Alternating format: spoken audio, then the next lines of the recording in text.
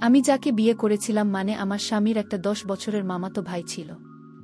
সেই 10 বছরের মামাতো ভাইটা আমার দিকে এক অন্যরকম দৃষ্টিতে তাকিয়ে থাকত, যেন আমার কাছে তার কিছু চাওয়া। কিন্তু একদিন হঠাৎ ছেলেটি বলল, আমাকে আপনি স্নান করিয়ে দেবেন। আমি ভাবলাম তার বয়স 10-এর, নিজেই স্নান করতে পারে, কিন্তু আমাকে দিয়ে স্নান করাতে চায় কেন? ছেলেটি কান্না করে বলল, আমার মা থাকলে আমাকে কি স্নান করিয়ে দিত। তার কথা শুনে আমার কিছুটা তার প্রতিমা হলো। কিন্তু স্নান করাতে গিয়ে যে ঘটনাটা মাত্র 10 বছরের ছেলে আমার সাথে ঘটিয়েছিল তা শুনলে আপনার মাথা ঘুরে যাবে। তাহলে শুনুন, গল্পটি বলি। আমার নাম সবিতা। আমার স্বামীর নাম অলি। আমি কিছুদিন যাবত লক্ষ্য করছি আমার রুমে প্রতি রাতে 10 বছরের একটা ছেলে আমার রুমে ঢুকে। সেই কম বয়সী ছেলেটি আমার সাথে কি করতে চায় এবং আমার কাছে কি চায়, কিন্তু আমি চোখ মেলে তাকাতেই আমি আর তাকে দেখতে পাই না। কিন্তু দরজা জানালা তো ভিতর থেকে লাগানো, তাহলেই রুমে কিভাবে আসলো সে? ছেলেটি তখন সেখানেই দাঁড়িয়ে আছে। সবিতা ভাবলকে ছোট্ট বালকটি আমার রুমে কি করছে। ছবিটা এইভাবে তার পিছনে থাকা বেড সুইচটা অন করে এবং যে সামনে তাকায় দেখে যে তার এখন রুম সম্পূর্ণ খালি, কেউ নেই তার রুমে। কিন্তু একটু আগেই যাকে দেখতে পেল সে কি ছিল তাহলে? ভাবতেই যেন ছবিটা খুব ভয় পেয়ে যায়। তার শরীর ঘামতে থাকে। এটা এমনিতেই শীতের মৌসুম। সঙ্গীতার কপাল বেয়ে ঘাম পড়তে থাকে। সে ভাবেই এটা কোনো ভূতদস্ত। পাশের রুমেই তার বাবা মা ঘুমিয়ে আছে। চিৎকার দিলে হয়তো এখনই উঠে আসবে। কিন্তু সবচেয়ে বড় কথা হচ্ছে, এটা যদি আমার বিভ্রান্তি হয়ে থাকে তাহলে সবাই আমাকে নিয়ে উপহাস করবে। কেননা আমি একজন ডাক্তার। তার কাছে ভূত বলতে কিছুই নেই এখানকার যুগে। আর মাত্র কয়েকদিন পর সে নিজেই নিজের হবু স্বামী অলির সাথে একটা ছোট্ট ক্লিনিক খুলতে যাচ্ছে। বলি, নিজেও একজন ডাক্তার। তাদের প্রেম 2 বছর আগে শুরু হয়েছে, যখন তারা মেডিকেলে 2nd ইয়ারে পড়ে। সবিতা পড়াশোনায় খুবই তীক্ষ্ণ মেধাসম্পন্ন ছিল, কিন্তু ক্লাসের বাইরে সে কারো সাথে একটা কথা বলতো না। সব সময় যেন মনমরা হয়ে থাকত। কিন্তু অলি মনে মনে সুবিধাকে খুব ভালোবাসত। যদিও অনেকবার সবিতা অনেকে রিজেক্ট করে দিয়েছিল, কিন্তু অলিও ছিল নাছোড়বান্দা। সবিতাকে ভালোবেসে যাচ্ছিল। ফলশ্রুতিতে সব গল্পের শেষের মতো এক সময় সবিতা অলির কাছে হেরে যায়। এদিকে বর্তমানে সবিতা রুমে কাউকে না পেয়ে কিছুটা হতভম্ব হয়ে যায়। তাই এতক্ষণ ভাবনার জগতে ডুবেছিল। তার ভাবনার বিচ্ছেদ ঘটে। একটা অদ্ভুত রকমের বিড়ালের আওয়াজ। বলে রাখা ভালো, এই বিড়ালটা 10 বছরের ছেলেটি আমার রুমে বিড়াল ছেড়ে দিয়েছিল আমাকে হয়তো ভয় দেখানোর জন্য। এর মাধ্যমে ঘাড় ঘুরিয়ে একটু নিচে তাকাতেই দেখল কালো রঙের একটা বিশাল ছবি তার দিকে তাকিয়ে আছে। সবিতা বুঝতে পারছিল কিছুটা, এটা 10 বছরের ছেলে কাজ। কিন্তু কেন সে আমার সাথে এরকম ভয় দেখানোর চেষ্টা করে? অবশ্যই এর পিছনে কোনো রহস্য আছে। আমি ভয় পেয়ে গেলাম বিড়ালটি দেখে। আমি ভয় পেয়ে দূরে মা বাবাকে পাওয়ায় 2 হাত দিয়ে জড়িয়ে ধরি আমি। না কি হয়েছে জানতে চাইলে আমি সব কিছু বলি। মা বাবা দুইজনই সবিতা রুম দেখার জন্য আসে, কিন্তু তারা সেই ছেলেটি কিংবা সেই বিড়ালটি কোনটিকে খুঁজে পায় না। জানালাও লাগানো। তাই তারা এক প্রকার নিশ্চিত হয়ে যায় যে তাদের মেয়ে দুঃস্বপ্ন দেখেছে। মা বাবা আমাকে বুঝিয়ে চলে গেল। রুমে শুধু বসে রইলাম আমি।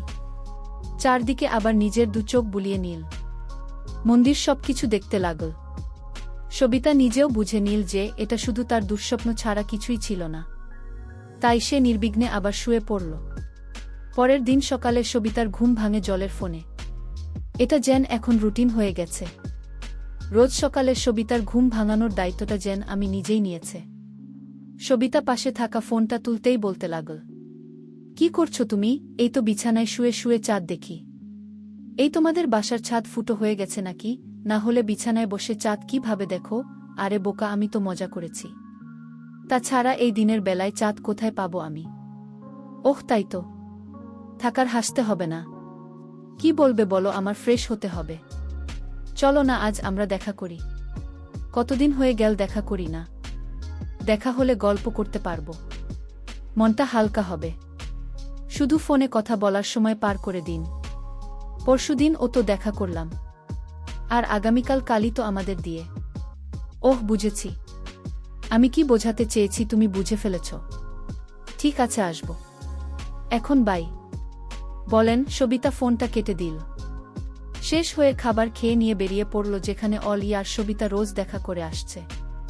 সবিতাদের কোনো গাড়ি নেই, তাই সবিতা রিকশা ব্যবহার করছে। পার্কের সামনে নামতে দেখে ওই দাঁড়িয়েছে। দুজনে মিলে ভিতরে গিয়ে বসে গল্পগুজব করছে। হঠাৎ করে সবিতা নিজের ভিতর কিছুটা অস্থিরতা অনুভব করতে থাকে। নিজের ভালোবাসার মানুষ, নিজের হবু স্বামীর সাথে সদ্য হাসি খুশি করা মেয়েটা যেন নিমেষেই কিছুটা অস্থিরতা অনুভব করছে। এই অস্থিরতা কিসের চাইতেও যেন মনে করতে পারছেন না সুবিধা। পুলিশ অভি তার এই দিকটা খুব ভালোভাবে লক্ষ্য করল। সে কিছু না বলে শুধু সবিতার এমন দশা দেখে যাচ্ছে। হঠাৎ একজন পর্যবেক্ষক এসে অলির সামনে বলল, স্যার গোলদাতা দেন, আজ 2 দিন ধইরা কিছু খাই না। ফলে নিজের মানিব্যাগ থেকে 100 টাকার একটা নোট বের করে দেয়। কিন্তু এদিকে সুবিধার সামনে দাঁড়িয়ে থাকা এই লোকটিকে এক নজরে দেখে যাচ্ছে। তার যেন চোখের পাতা পড়ছে না। মনে হচ্ছে সবিতা যেন এই লোকটিকে কত না দিন ধরে চিনি। কিন্তু সবই তার চোখেই লোকটি 10 বছরের ছেলে, আর অলির চোখে 7 বছরের বুড়ো। ছবিটা দেখলে ছেলেটি তাকে ইশারা করে বলছে, আজ রাত দেখা হবে তোমার সাথে এবং অনেক কথা আছে। সবিতা তার এই কথা শুনে আর সহ্য করতে না পেরে অজ্ঞান হয়ে যায় এবং দলের সামনেই মাটিতে লুটিয়ে পড়ে। ওই ভাবল হয়তো সামনে দাঁড়িয়ে থাকা ভিক্ষুককে দেখে ভয় পেয়ে গেছে, তাই অলিম্পিক থেকে চলে যেতে বলল। ওই তাড়াতাড়ি করে সবিতাকে তুলে নিজের গাড়িতে সবিতাদের বাড়িতে নিয়ে যেতে নিজের মেয়েকে অজ্ঞান অবস্থায় দেখে সবিতার বাবা মা যেন খুবই চমকে গেল। কিন্তু অলি তাদের সান্ত্বনা দেওয়ার জন্য বলল যে সবিতা শুধুমাত্র ফ্রাস্ট্রেশনে পড়ে জ্ঞান হারিয়েছে। এই বলে অলি নিজের বাসায় চলে গেল। কন্যা আগামীকালই তাদের বিয়ে। অনেক প্রস্তুতি এখনও বাদ আছে। পরের দিন দুই পরিবারের মাঝে যেন খুশির পাহাড় নেমে আসে। আজ সবিতা আর অলির বিয়ে। বাহিরের সবাই অলির সাথে কথা বলছে, আর এদিকে ঘরের ভিতর সবিতা বসে আছে। রুমে কেউ নেই। যেখানে সবিতার সবচেয়ে বেশি খুশি হওয়ার কথা সেখানে সবিতা কিছুটা মনমরা। ধীরে ধীরে বিয়ে খুব ভালোভাবে সম্পন্ন হল।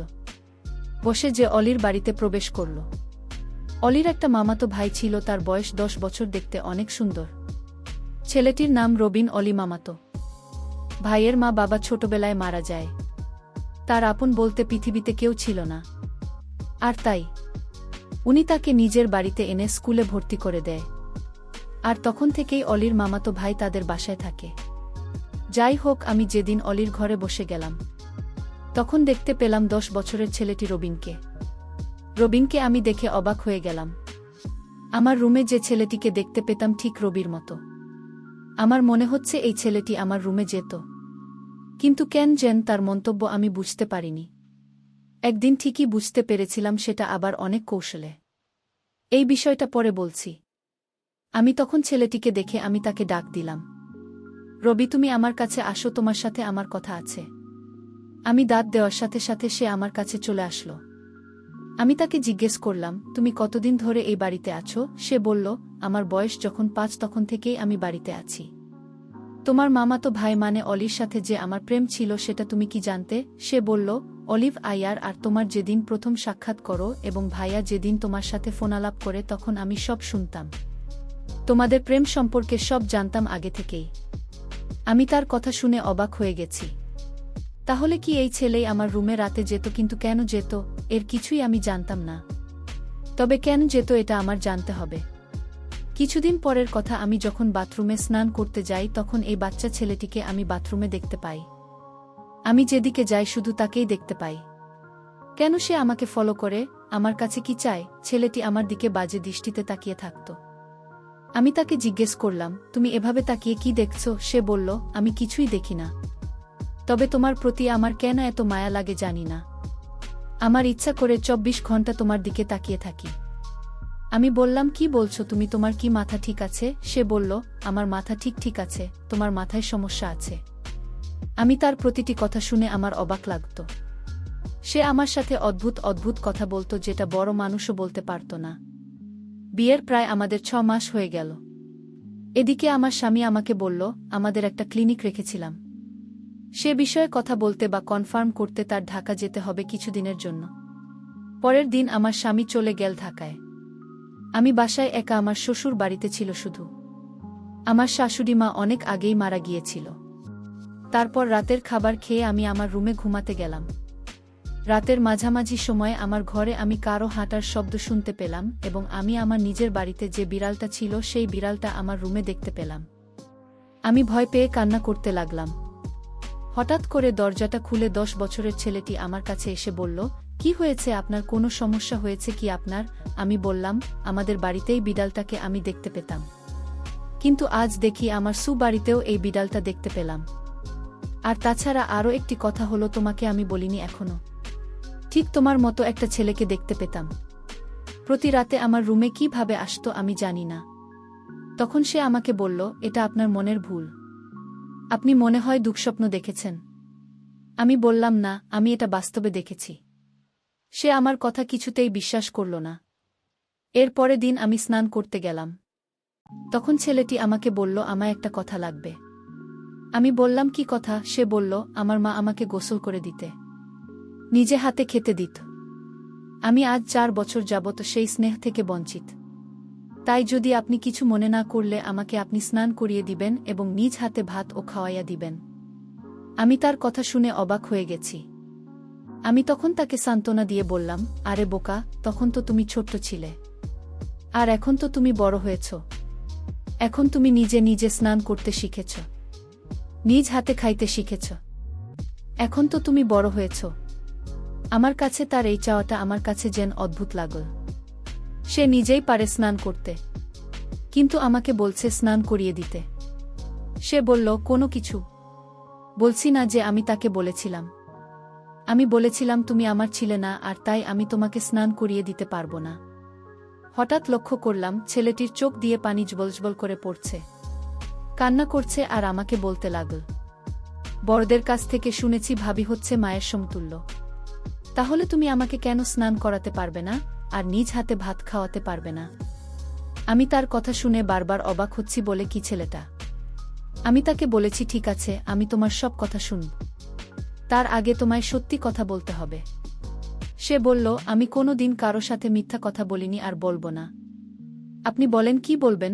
তখন আমি তাকে জিজ্ঞেস করেছিলাম, আমার বাড়িতে রাতে তুমি কি আমার ঘরে এই বিড়ালটি ছেড়ে দিতে এবং তুমি কি আমার রুমে যেতে? তখন সে বলল, আমি যেতাম। তার এই কথা শোনার পর আমার সারা শরীর ভয়ে কাঁপতে লাগল। মাত্র 10 বছরের ছেলেটি কিভাবে আমার রুমে গেল? আমি তাকে আবার জিজ্ঞেস করলাম, কেন যেতে আমাদের বাড়িতে? তখন সে বলল, আগে আমাকে স্নান করিয়ে দাও, তারপর বলছি। তার আগে আমি কিছুই বলবো না। তার একটাই কথা, তাকে স্নান করিয়ে দিতে হবে। আমি তাকে সন্দেহ করতে লাগলাম আর ভয় করতাম, কারণ তার যে কোনো উদ্দেশ্য আছে। আমি মনে মনে একটা সিদ্ধান্ত নিলাম তাকে পরীক্ষা করার জন্য। আমি তার মনের উদ্দেশ্যটা জানার জন্য আমি তাকে স্নান করাতে রাজি হলাম। আমি তাকে স্নান করাতে নিয়ে গেলাম। স্নান করার সময় সে কান্না করতে লাগল আর বলতে লাগলো, আমার মা বেঁচে থাকলে হয়তো তোমার মতো এভাবে স্নান করিয়ে দিত। 10 বছরের সেই ছেলের কথা শুনে আমি অবাক হতাম। ঠিক আছে, আজ তো তোমায় স্নান করিয়ে দিলাম, তোমার কথা রাখলাম। এখন বলো, এই বিড়াল এবং আমার ঘরে তুমি কিভাবে যেতে?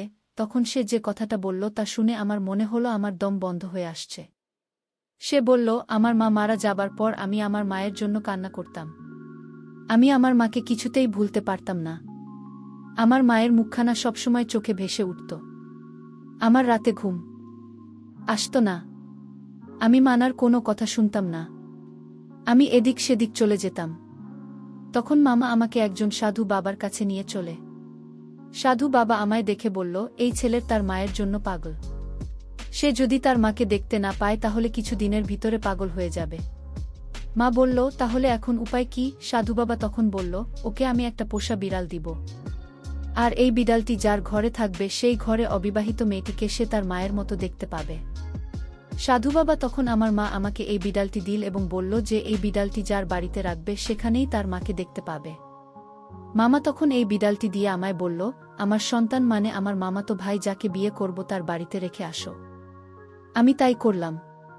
এরপর থেকে আপনারা দেখতে মায়ের মতো লাগে, তাই আপনাকে দেখার জন্য আপনার রুমে যেতাম, কারণ আপনি তখন আমার চোখে মায়ের মতো হয়ে গিয়েছিলেন।